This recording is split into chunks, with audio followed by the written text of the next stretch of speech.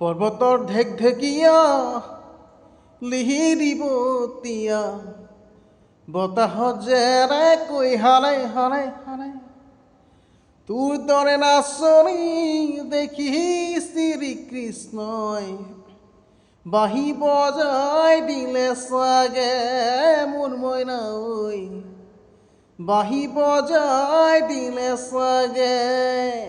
নমস্কাৰ বন্ধুসকল, কি খবৰ? আশা কৰোঁ ভালে আছে। বন্ধুসকল, মোৰ হাতত মিউজিক নাই গান গাবলৈ, আৰু আজি মাঘ বিহু উৰুকা হয়।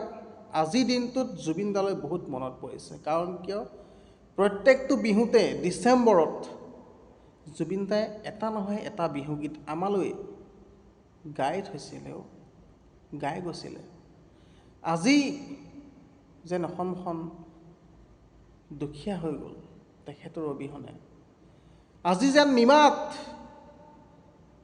বহুত যেন নিমাত হৈ আছে অসমখন, এনেকুৱা লাগি আছে। জুবিন দাৰ নতুন গানেৰে আমাৰ প্ৰত্যেক মাঘৰ বিহু উৰুকা দিনা ভেড়া ঘৰত আমি সকলোৱে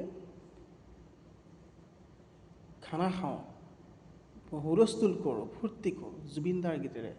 কিন্তু এইবাৰ যেন সেইখিনি ফূৰ্তি নাই, এনেকুৱা লাগি আছে। যি কি নহওক, তেখেতৰ আত্মাটো ভাল হওক, আকৌ যাতে আমাৰ মাজলৈ জুবিন দা ঘূৰি আহে, তাৰেই কামনা কৰিলোঁ। তো বন্ধুসকল, আপোনালোকক মাঘ বিহুৰ আন্তৰিক শুভেচ্ছা জ্ঞাপন কৰিলোঁ। ভালে কুশলে থাকক আপোনালোকে, এই বছৰটো যাতে ভাল হওক আপোনালোকৰ, তাৰেই কামনা কৰিলোঁ। ধন্যবাদ।